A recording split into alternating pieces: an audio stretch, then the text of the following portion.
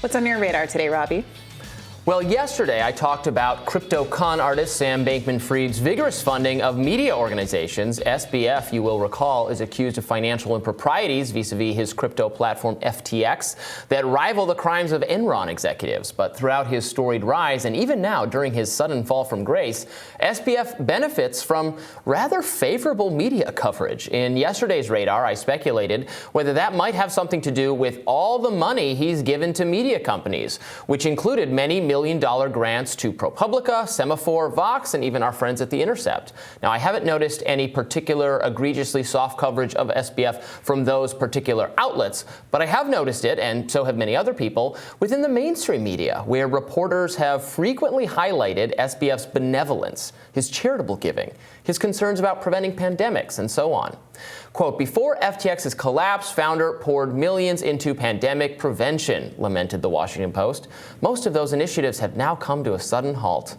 Imagine that. Recall that SBF has confessed that all of his charitable giving was merely a front to disguise his win-at-all-costs mentality. He was doing PR, and it worked. Now, the most notable example of this is the New York Times, which is generally castigating in its coverage of the tech sector and tech billionaires in general. Just think how it's treated Mark Zuckerberg, how it's treated Elon Musk. But here was the New York Times article on SBF. How Sam Bankman-Fried's crypto empire collapsed. It is headlined, Mr. Bankman-Fried said in an interview that he had expanded too fast and failed to see warning signs, but he shared few details about his handling of FTX customers' funds. Expanded too fast, failed to see warning signs, ho-hum. Okay, let's compare how the New York Times covered SBF with how it covered another wealthy entrepreneur and innovator. Yesterday, the Times ran a piece on Dave Portnoy, who is the founder of Barstool Sports, an incredibly successful and popular sports and entertainment news website. Portnoy is a loud personality who has been involved in many controversies for allegedly saying offensive things and has also been embroiled in alleged Me Too issues. Fine. Here's the New York Times piece on Portnoy's expansion into the online sports betting and gambling sectors, written by reporter Emily Steele. This is the headline. Desperate for growth, aging casino company embraced degenerate gambler. That's the headline.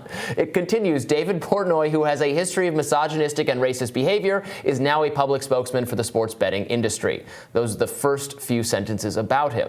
I encourage everyone watching this to read both articles and decide for yourselves if they are fair to their respective subjects. Maybe they are. Look at the headline.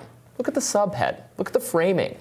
It's incredible how much more sympathetic the Times appears to be towards Sam Bankman-Fried than to Dave Portnoy. Portnoy could, by the way, could never hope to be as degenerate a gambler as SBF, who is accused of illicitly gambling away millions of other people's dollars. Did Portnoy steal anyone's life savings? Did he do an Enron? The mainstream media has considerable power to set the agenda. We know that social media companies, for better or worse, take their cues about who is good and who is bad from mainstream voices. So when the media says that X and Y and Z persons are purveyors of disinformation or threats to democracy, Facebook, Google, and until very recently, Twitter, well, those companies paid attention. Now, to be clear, SBF deserves due process, where there's still a lot for us to learn about the extent of his alleged crimes, exactly what transpired. It's already pretty clear. In fact, it's transparently obvious. What he's accused of, and he's all but admitted to, is extremely, extremely bad. Is the mainstream media really going to pull its punches this time? Don't pay attention to this. Look what Dave Portnoy's doing. So I put these things side by side in a tweet, and when people resonated with it.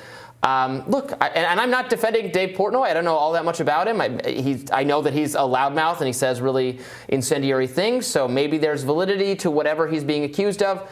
Not adjudicating that here. I have no idea. But man, was it a mean headline and a subhead versus SBF. I know nothing about Dave Portnoy. I will say the Me Too allegations, they think add a layer of something and maybe start to justify the use of the word degenerate. Because that's the most serious crime on earth? No, but... And stealing millions of dollars from people I'm talking about the word degenerate in the headline. Okay. I think that it's referring to not, whether or not gambling is worse than gambling in a casino is worse than gambling in a stock market or a crypto market, but about the other kind of aspects of his personal behavior. That aside, I think it's indisputable that Sam Bankman-Fried is getting a lot of benefit from the press, not just because of his personal relationship with the press, but because he comes from a class background that the press is very sympathetic to. All of the reporting references the fact that his parents are Stanford law professors. You know, this sector, apparently this, especially this age cohort, I gotta say, like people around my age, elder millennials, there's a lot of mythology around kind of Silicon Valley, tech, billionaire, that entire world, because it emerged as we were coming into adulthood. You know, Mark Zuckerberg was a year ahead of me in college, right? And that was like the dream. That's the thing that really smart people did. That's the ring that everybody was aspiring to.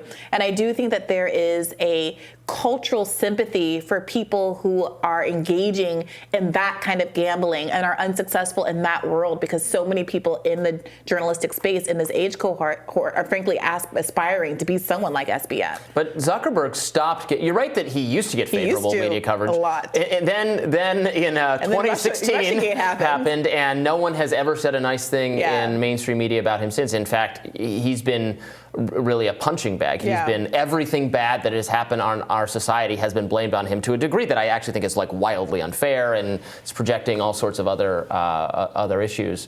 But yeah, because the tech coverage, especially from the New York Times, is apocalyptic in tone. Everything is very bad and very scary, a threat to democracy and purveying misinformation. Every innovation, every new platform, they talk about how hard it will be for their little misinformation beat reporters to pay attention. That was Clubhouse. That was their criticism of Clubhouse. No, it's not transcribed. How will we stop people from hearing things we don't want them to hear? Matt Iglesias has claimed insider knowledge that there wasn't a literal memo in New York Times to staff: do not cover tech favorably. Tech is scary and bad.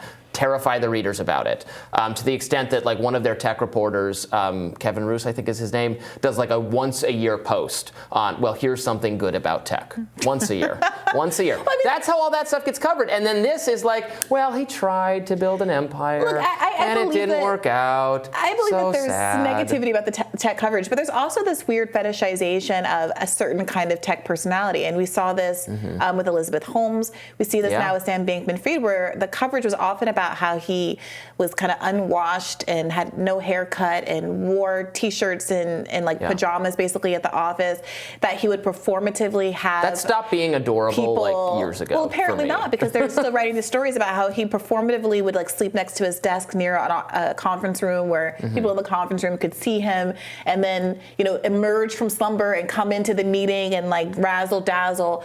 And I don't know what it is, that kind of behavior has no cultural cachet for me. It seems to me to like really highlight the contrast between how hard other people have to work and how others of us who don't have those same privileges have to show up and like be presentable and have to work so hard to be taken seriously. But obviously these kind of wonder kid stereotypes and stories really resonate with their readership, and I think it distracts them from the reality of what's going on, not just here, but for Elizabeth Holmes and a million other characters.